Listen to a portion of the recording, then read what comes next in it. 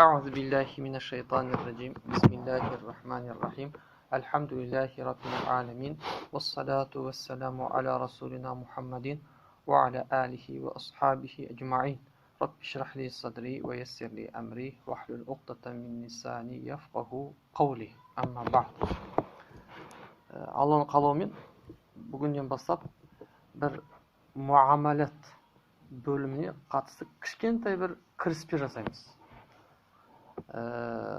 Madhal деген кітап, ұстаздарымыздың жазған кітабы.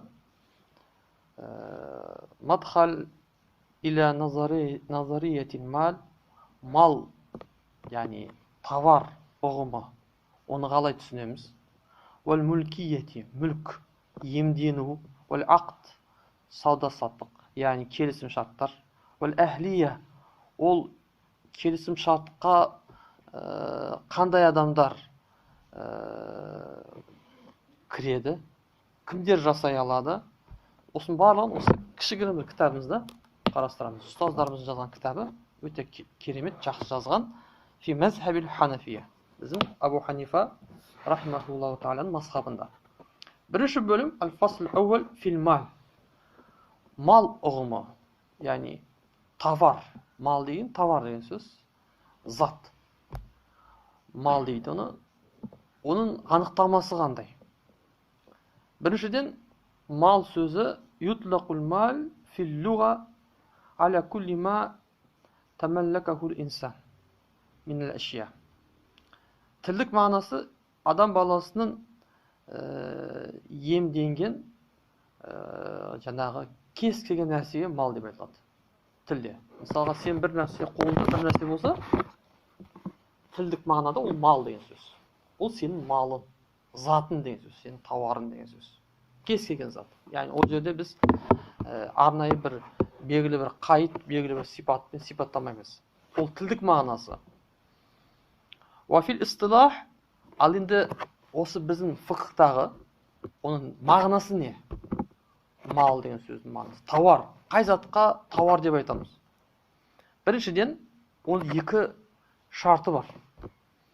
Бірінші шарты ма емилу илейхи табау. Табиғаттың, яғни адамның жаратылысының оған мәйіл ету, оған жаңағындай бұрылып тұру керек. Яғни адамның қажетіне керек болу керек біріншісі. Ол қажетсініп тұру керек адам оны. Ол бір. Екіншісі ва юмкину иддихаруху. Оны, ол зат біріншіден адамның қажетіне керек дедік. Оны ішкі дүниесі несі оны қалайды, өте керекті зат деген сөз. Екіншіден, оны сақтап қою мүмкін болады да. Сақтап қою. Иддихар сақтап қою. Ли уақтил хажати. Бір қажет уақыты туындаған кезде, қажет уақытына дейін оны сақтап қалатынды бір сақталатын зат болу керек. Иддихар. Осы екі нәрседен тұрады. Вәләу ғайру мубах. Керек болса бұл мубах болмаған нәрсе болуы да мүмкін. Яғни бұл жерде товар деген атауына ол кедергі болмайды. Мубах болмауы да мүмкін. Яғни жайыз болмауы да мүмкін. Мысалға, не сияқты? Кәл, хамыр, яғни ішімдік сияқты, хамыр. Вәл хинзир, шошқа, доңыз сияқты. Яғни бұлар да фықхда бұлар мал деп аталады. Мал деп. Яғни, бірақ бұны пайдалану жайыз емес. Шариғат бойынша жайыз емес. Бірақ сонда да малдың анықтамасына не істеп тұр? Кіріп тұр. Өйткені бұларға адамның несі мейл қылады. Адамдар қажетсініп тұрады, қалап тұрады. Екіншіден, оны сақтау мүмкін. Яғни, қажет уақытына дейін сақтап қою мүмкін. Сол үшін бұлар мал деп аталады. Түсінікті ме? Мал деген осы анықтамасы. Фықhtағы малдың анықтамасы осы. Енді бір заттың мал деп, тауар деп аталу үшін уәл-мал тәсбуту биттамавулин нас каффатан ау бa'дихим. Бұл зат мал болу үшін, немесе тауар болу үшін міндетті түрде я болмаса бүкіл адамдар қосылып, бұл тауар деп оны бекіту керек. Я болмаса бір топ адамдар оны бекітсе, басқалар емес. Бірақ топ адам, кейбірлері. Ол да мал деп аталып кетеді. Мысалға, біздің дінімізде, шариғатта хамыр, хынзыр, жаңағы хамыр мен шошқа, олар жайыз емес. Сол үшін біздің дінімізде ол мал есептелмейді. Хынзыр. Мал есептелмейді. Яғни оны сату, алу ол жайыз емес. Яғни ешқандай бір мағынасы жоқ. Түсінікті ме? Ал енді басқа діндерде, мысалға, христиан, яхуди діндерінде бұлар адал, олардың діндерінде адал, сатылып, біреуге жаңағы беріледі. Яғни олар оны не істеп алған, өзіне мал қып есептеп алған. Біздің дінімізде ол есептелмесе де, бірақ олардың діндерінде ол мал ретінде қаралады. Сол үшін шариғат бұның барлығын ескереді. Яғни бір топ адамдар оны мал қылып алса, яғни өзіне тауар қылып, сатылады, алынады, қолданыста жүреді да ортамда.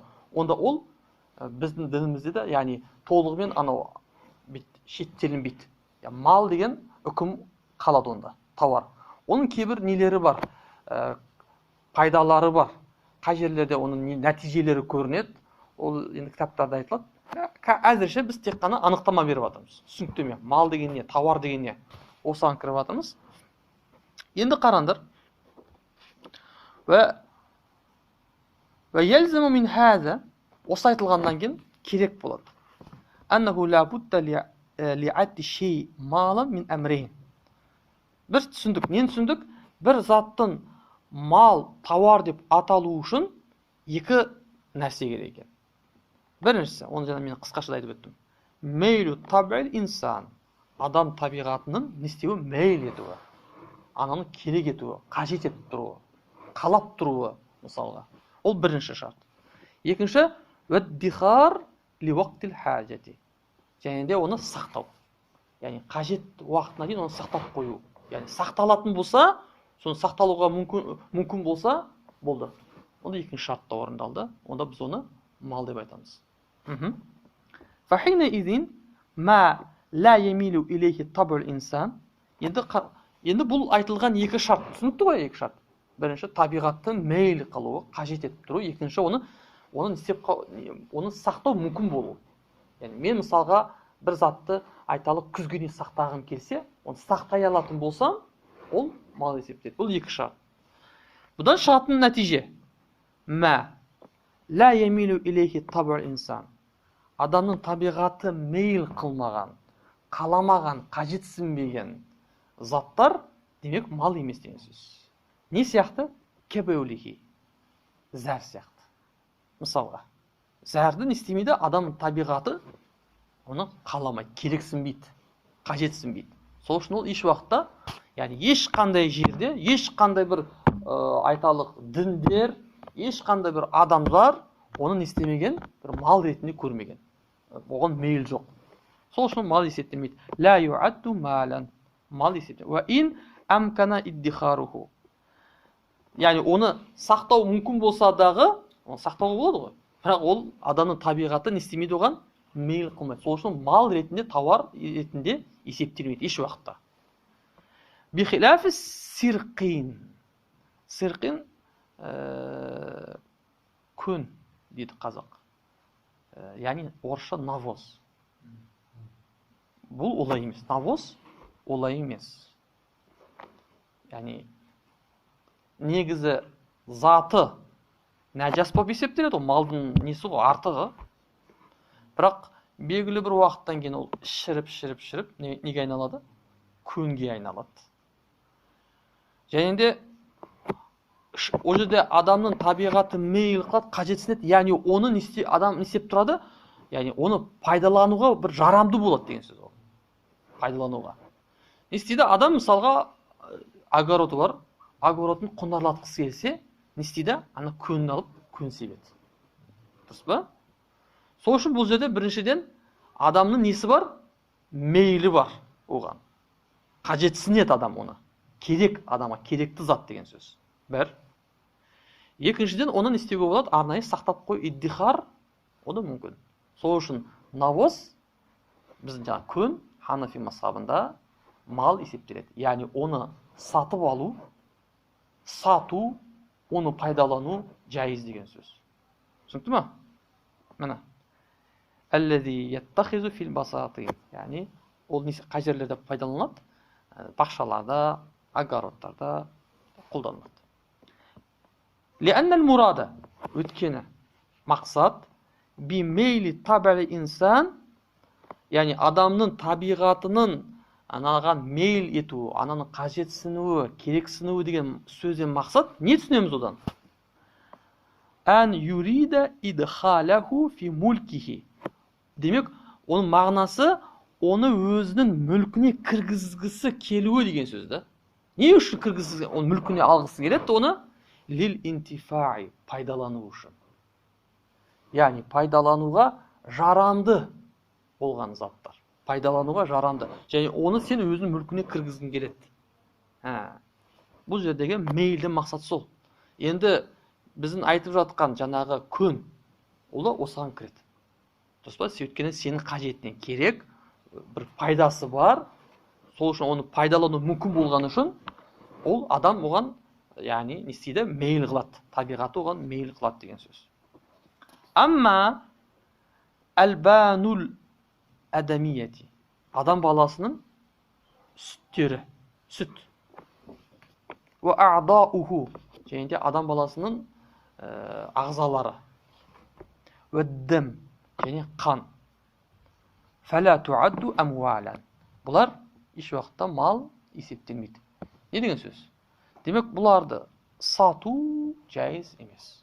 Қанды сату жайыз емес. Мысалы, қан тапсырады ғой. Сол үшін ақша алып отады кейбірлер. Жайыз емес. Қан тапсырған үшін ақша алуға болмайды. Неге? Өйткені қан мал емес. Товар есептелмейді оны. Оған ақша алатындай. Адамның мүше ағзалары, оны сату жайыз емес. Сол сияқты сүт. Әйел адам сүтін сауып, біреуге беретін болса, сатып, мысалы біреудің бір баласы бар, оған беретін болса, ақшаға жайыз емес. Сүтті сату. Неге? Из лахму ибни адам, өткені адам баласының еті, лахм. Ва каза дамуху, қаны, дәл солай. Ва аъдауху, және ағзалары мухарраматун, Алла Тағала тарапынан өте қатты құрметтелетін зат. Құрметтеледі. Яғни оның бір ерекше бір несі бар. Алланың алдында бір абырой дәрежесі бар. Олар әйтпесе нәжас, яғни қан нәжас, түсінікті да, бірақ анау мүше, сүт нәжас екендігінен емес те. Оның ерекше несі бар?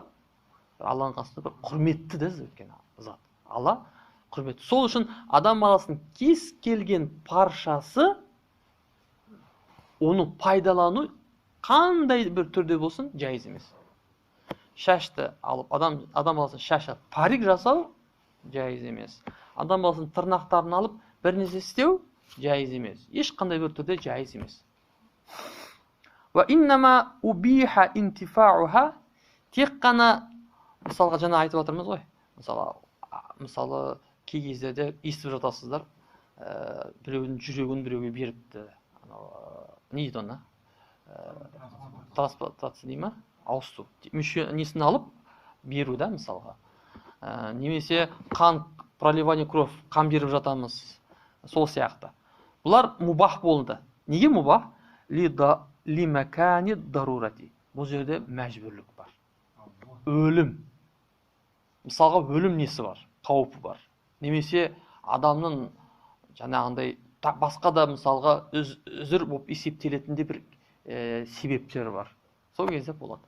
Мысалға қан тапсырасың. Сен еріккенен барып анаға қан бермейсің. Қан аласың, ананы бересің. Неге? Өйткені адам қажет адамға. Өлер несінде жатыр, yani өлейін деп жатыр, немесе қиналып жатыр, сол сияқты нелер бар.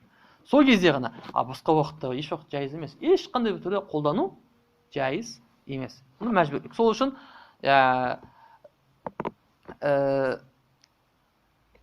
ад-дарурат тубихул махзурат би қадариха деген қағида бар. Бұл қағида жалпы біздің немізді, айтып жатқан немізді бұзбайды. Яғни исключение дейді. Ад-дарурат мәжбүр болған нәрселер, мәжбүрлік.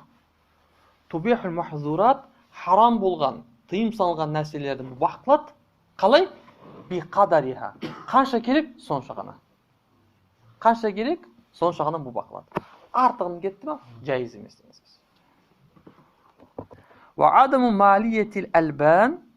Ал енді сүттің мал болмауы, товар болып есептелмеуі, литабиятиха ал-лухум, оның етке таби болғаны үшін, етке ергені үшін. Біз етті, адамның еті, мысалға өткен дәрістерде түсіндірдік. Жануарлар бір суды ішіп кеткен кезде, оның үкімі еттен шығады дейміз. Етінен шығады. Еті желінбейтін болса, сілекейді нәжес болып есептеледі. Сол себепті суды да кірлетеді дейді. Ал адам баласы ше? Адам баласы біз еті желінбейді дейміз. Дұрыс па? Бірақ оның нәжас екендігінен туындамайды. Еті лас, нәжас, одан емес. Оның Алланың қасында ерекше бір несі бар. Дәрежесі бар. Қадір, құрметі бар Алла Тағаланың қасында. Сол үшін еті жайыз емес. Әйтпесе сілекейі таза деп айтқан едік.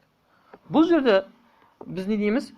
Сүт мәселесі де дәл етке сүйенеміз. Ет, мысалы, адамның еті қандай қадірлі болса, ағзалары қандай құрметті не болса, сүтті де солай. Сол үшін адамның сүті де сатылмайды, жайыз емес. Яғни Ханафи мазхабында тіпті күн әйелдің сүті де солай сатылмайды. Күн. Аслында күн деген ол мал деген сөз. Бір күн әйел, яғни оның истеласын кез келген адамға сатып жібересің. Пайдаланатын тауар деген сөз. Мысалға. Яғни ол кезде мынандай бір ақылға мынандай бір мәселе кіреді. Ол кезде оның мысалы әйел адам күн сүті болса, сүтін де алып сатуға болады деген мағынасы. Неге тауар ғой? Күллісі тауар. Түсінікті? Бірақ олай емес. Дұрыс, ол өзі мал болып есептелгенімен, бірақ сүті ол емес. Ол жайыз емес. Мысалы кейбір имамдарымыз бізге бұл мәселеде мұхалафет қылады.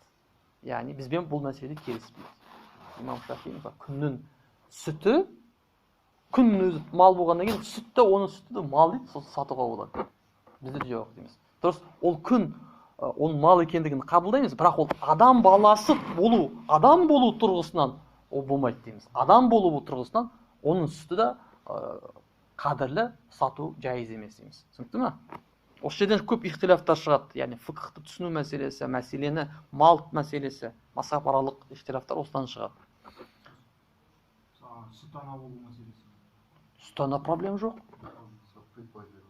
Сүт ана деген сөз бір баланы алып не істеу? Емізу деген сөз.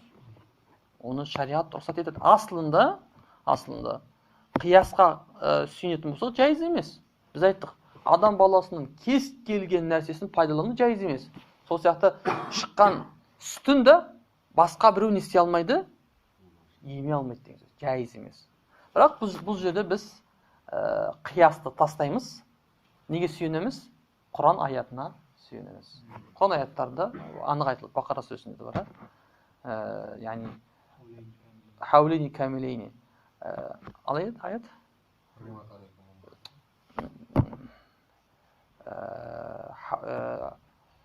Юрди'на хаулейни камилейни. Аула юрди'на ауладахуна хаулейни камилейни лиман арада ан ютимма рата'a. Кім уақытын тамамдағысы келсе, 2 жыл нестесін, әйелдерге айтып жатыр, енгізсін дейді. 2 жыл енгізсін. Яғни ұрсап Құранмен. Бірақ Құран 2 жылмен шектеп қойған. Құран 2 жылмен шектеп қойған. Баланы 2 жылға дейін емгізе аласың. 2 жылдан кейін 2 жыл болды ма? Яғни бұл жерде қамари немен есептейміз. Қамари. Не емес? Шәмсия емес. Яғни қазір Григориан күнтізбесі емес, қамари. Онымен 2 жыл болды ма? Бітті. Одан кейінсі уже жайыз емес дейміз. Өзінің балана да жайыз емес. Түсінікті ме? Бұдан мынандай үкім шығады. Демек 2 жылға дейін бір баланы енгізіп қоятын болса, әйел адам, оның сүт баласы болып кетеді. 2 жылдан кейін енгізетін болса, сүт баласы болмайды деген сөз. Сүт баласы болмайды, бірақ енгізу жайыз емес. Әйел ерекше бір истихфар, тәубаға мұқтаж болады деген сөз. Истихфар ету керек. Бірақ ұстанасы не болмайды? Ұстанасы болмайды. Мысалы, кейбір біреулер сұрақ қояды. Мысалы, күйеуі мен әйелі ойнап жатып, күйеуі мысалы үстін ішіп қойды дейді. Әйел бітті, ойбай, не болды? Бұл жерде арасы енді сүт бауы бар ғой. Сүт болғаннан кейін арасы екеуі некесі бұзылып кетті ме дейді да. Неке бұзылмайды. Бірден жоқ, неке жоқ, проблем жоқ неке. Неге өткені қашанға дейін еңбісі несі жетеді, орнайды? 2 жасқа дейін. Я бала 2-ке толмаған болса. Еді ана кісінің жасы нешеде? Просто күнә болады, харам. Харам нәрсе істеп қойған болады. Түсінікті. Вәл инсану хайван. Адам баласы дейді, хайван дейді. Ла юккалу лахмуху. Оның еті желінбейді. Фәләм яджуз бей'у лабанихи ва дамихи ва аъдайхи. Содан себеп оның сүті, оның қаны, оның басқа да ағзалары ешбіреуін сату жайыз емес. Сол сияқты шашы, тырнағы, кете бер. Бәрі сату жайыз емес дейді. Әлхамдулилля, осылай қысқаша айттық. Малдың анықтамасына тоқталдық. 2 шарты бар дедік. Яғни біз бұл жерде біріншіден оның харам емес екенін қарап жатқан жоқпыз. Ең бірінші мал, тауар деген ұғымды түсініп алуымыз керек. Тауар деген қай нәрсеге тауар деп айтамыз? Яғни біріншіден егер оған адамның бір табиғатта оны қажетсініп тұрса, адамның бір пайдасы бар болатын болса, және де оны сақтау мүмкін болса, онда ол тауар деп есептеледі. Я ол адамдардың барлығы оны қабыл еткен, немесе бір бөлігі жеткілікті, оның мал болып аталуына жеткілікті. Егер ешбіреуі қабыл етпесе, ешқандай бір дінде, аслында бұл дін маңызды, дін, сәмауи діндерде ешбіреуі қабыл етпесе, онда ол мал есептелмейді. Мысалға жаңағы қан, адамның сүті, мысалы, яғни хур болған сүт, яғни күн болмаған әйелдің сүті. Әйтпесе күн болған әйелдің сүтінде ихтиляф бар. Сүт және де адамның бүкіл ағзалары, сол сияқты қан, сол сияқты өліксе мал, арам өлген мал. Бұл да ешқандай бір дінде ешбіреу бұның істемеген, қабыл етпеген. Сол үшін бұлар мал есептелмейді. Қараңдар, бұған қатысты көптеген фикхи мәселелер ортаға шығады. Бір заттың мал болып болмауына қатысты көптеген үкімдер шығады. Бей'тің, яғни сауданың фасид болуы, батыл болуы қатысты көптеген нелер тафарруат шығады. Енді бұл жайында бір кейінірек бір тоқталармыз, иншалла. Енді мына жерде малды бөлу мәселесі бар. Мал бөлеміз қазір. 5 түрлі, былай айтқан кезде, взгляд дейді, орысша айтқан. 5 түрлі взглядпен, яғни 5 түрлі назармен, яғни қалай? Бір зат бар, оған былай қарайсың, басқаша болады. На жағынан қарайсың, басқаша болады. На жағынан қарайсың, басқаша болады. Оны иътибар дейді. Малды әр түрлі иътибармен, әр түрлі назармен оны түрлі бөлімдерге бөліп тастауға болады. Малды. Бірінші, малдың өтелмеуі, құнының өтелмеуіне қарай малды біз құнды мал, құнсыз мал деп бөле аламыз. Құнды, құнсыз болады. Құнды, яғни мутақауим, немесе ғайру мутақауим дейміз. Құнды, құнсыз. Екіншіден, оның малдың жылжымалы, жылжымайтынына қарай, яғни қозғалып, қозғалмайтынына қарай. Бізде де қолданылады қазір. Жылжымалы мүлік, недвижимый, движимый деп бөлінеді. Бұл да бар, фикхта бұл қаралады. Яғни бізде ханафи мазхабында жылжымайтын мүлікке тек қана жер жатады. Жер. Ал жерден басқалары жылжымалы мүлік. Тіпті үйдің өзі де бізде ханафи мазхабында жылжымалы мүлікке жатады. Неге? Өйткені ханафилер мына жерде былай түсінеді. Олардың нелері мантық дейміз, логикасы бұл мәселеде. Кез келген затты сен алып көшіре алатын болсаң, онда ол жылжымалы болады. Яғни бұл жерде оның алғашқы бір кейпі сақталу шарт емес дейміз. Өйткені үлкен бір дәу бір зданияны сен бұзған кезде, оны ана жаққа тасқан кезде, оның дәл сол кейпін сақтап қалу мүмкін емес қой. Мүмкін емес та. Бірақ маңызды емес. Әйтеуір алып көшіре алсаң, онда ол жылжымалы болады. Жылжымайды. Yani, бізде жылжымайтын тек қана жер есептеледі. Және де жерге қоса зданияларды есептеліп кете алады. Мысалға мен жерім бар. Жерге ұйып, таби болып, таба жолымен, ұю жолы арқылы зданияларды жылжымайтын мүлікке кіреді. Ал тек қана зданияны өзін алатын болсам, ол жылжымалы мүлік. Тек қана здания. Тек қана зданияны алатын болсам, ол жылжымалы мүлік. Мысалға жер үкіметтікі. Ол жердің үстіне мен не салғам, үй салғам. Түсінікті? Онда менің үйім ол не болмайды? Жылжымалы, яғни жылжымайтын мүлік болмайды. Жылжымалы мүлікке жатады. Ал енді жер менікі. Заңды түрде менің жерім. Аренда емес. Менің жерім, сол жердің үстіне мен үй салып тастағам. Онда жерге таби болып, жерге ұйып, анау зданияда жылжымайтын мүлікке айналады.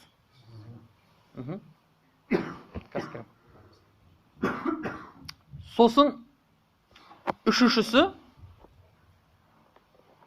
жаңағы тауарлардың нелерінің бір-біріне тең болып болмауына қарай, мисли қиями деп бөлінеді. Бір-біріне тең болуы, бірдей болуы. Мысалға қара, магазинда ручкалар сатылып тұр. Бір ручкалар. Бірдей. Олар бір-біріне бірдей ма, дәл ма? Кеп тұр. Дұрыс па? Ручкалар. Олар не болады? Мисли болады. Мисли дейді оны. Ұқсас, дәл ме дәл? Яғни сен ана ручканы алып, наны қоп қойып, наны аласам болады. Екеуінің орнын бір-бірін ауыстырып жүре берсем болады. Түсінікті ме? Яғни өзінің сынары бар. Дәл ме дәл? Ручка сияқты. Сол сияқты дәптерлер, магазин сатып. Олар бәрі не болады? Мисли болады. Ал енді егер дәл-мәдәл болмаса, немесе бағалардың разницасы болса, мысалға айталық екі телефон тұр, екеуі де Samsung, екеуі де бір марка. Бірақ бір телефон магазинде жаңа тұр. Әлі қолданылмаған. Екінші телефон сенің қолданып жүрсің. Енді сенің қолданып жүрген телефоның мен магазиннің ішінде тұрған телефон бағасы бір ма? Бір емес. Онда бұл қиями болды. Сенің қолындағы телефон не болды? Қиями деп аталады. Ол арнайы бағамен есептеледі. Төртіншісі, тауардың қолданылып жоқ болуына қатысты, яғни оның кейбір ерекшеліктеріне қатысты истихляки, истиамали деп бөлінеді. Истихляки, яғни оны бір рет қана қолданасың болды. Яғни жейтін тамақтар. Бір рет қолданасың бітті. Кейбір тамақ емес, мысалға айталық машина, немесе үй, немесе тағы басқа зат, киім, мысалы аяқ киім. Олар бәрі не болады? Ол әже көп рет не істеуге болады, оны қолдануға болады. Сол үшін ол истиамали деп аталады. Бір рет қолданылып жоқ болатындары истихляки, сосын анау истиамали болады. Және ең соңғысы малдың біреудің меншігінде болуына қатысты. Кей кезде бір адамның меншігінде болуы мүмкін. Бір мал, бір тауар. Кей кезде бірнеше адамның меншігінде болуы мүмкін. Соған қарай да хас болады, арнайы біреудікі ғана. Жалпы мысалға бір жамағаттың, бір ұйымның малы болуы мүмкін. Мысалға бір көпшіліктің. Ол болады. Хас, деп те бөлінеді. Иншалла бұларды бөлдік, осылай қысқаша айтып шықтым 5-ке. Бұларды әрбіреуін келесі дәрістерде әрбіреуіне жеке-жеке тоқталамыз иншалла. Алла разы болсын.